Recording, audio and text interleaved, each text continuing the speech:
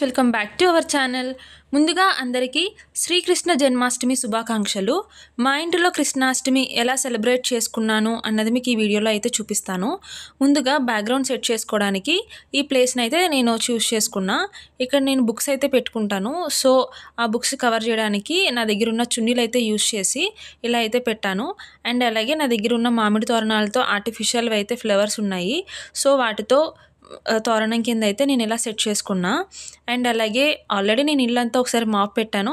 But ఏంటంటే ఇంకొకసారి కృష్ణుడిని పెట్టే ప్లేస్లో ఇంకొకసారి నేను మళ్ళీ మాప్ పెట్టుకుని ముగ్గు వేసుకుని అండ్ అలాగే నా దగ్గర ఉన్న స్టడీ టేబుల్ని అయితే అరేంజ్ చేసుకున్నా. అక్కడ దాని మీద కూడా ఒక చున్నీ అయితే కవర్ చేశాను. ఇక్కడ ఉన్న కృష్ణుడి విగ్రహాన్ని చూసారా? ఇదైతే నాకు మ్యారేజ్ గిఫ్ట్ కింద అయితే వచ్చింది. సో ఈ విగ్రహాన్ని అయితే నేను అమ్మ వాళ్ళ ఇంటి నుంచి తెచ్చుకున్నాను. సో ఈ విగ్రహానికి నేను పసుపు కుంకుమ పెట్టుకొని ఇక్కడైతే ప్రతిష్ఠించాను. అండ్ అలాగే ఇవి వచ్చేసి గుమ్మానికి పెట్టుకునే హ్యాంగింగ్స్ అనమాట. వాటిని కూడా ఈ సైడ్ అయితే ఇలా డెకరేట్ చేసుకున్నాను. ఈ పువ్వులు వచ్చేసి అత్తయ్య తీసుకొచ్చారు. సో ఆ పువ్వులన్నిటిని కూడా నేను మాల కింద అయితే గుచ్చి పెట్టుకున్నాను. నాకు మాల కట్టడం రాదు. సో నేను సూది పెట్టి మాల అయితే గుచ్చాను. అండ్ అలాగే తులసి మాల తీసుకొచ్చారు. ఈ తులసి మాలను కూడా నేను స్వామివారికి అయితే వేశాను. అండ్ అలాగే పూజా సామాగ్రి ఏవైతే ఉన్నాయో అవన్నీ కూడా నేను క్లీన్ చేసుకుని వాటికి కూడా పసుపు కుంకుమ అయితే పెట్టుకున్నాను. అవన్నీ కూడా నేను ఇక్కడ అరేంజ్ చేసుకుంటున్నా. అది వచ్చేసి చిన్నది ఇత్తడిదనమాట.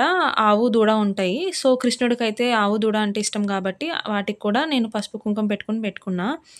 అండ్ అలాగే ఇవి వచ్చేసి వాటర్ దియాస్. ఇవి నేనైతే ఆన్లైన్లో బుక్ చేసుకున్నా. ఇవి కూడా ఇక్కడ అరేంజ్ చేసుకున్నాను.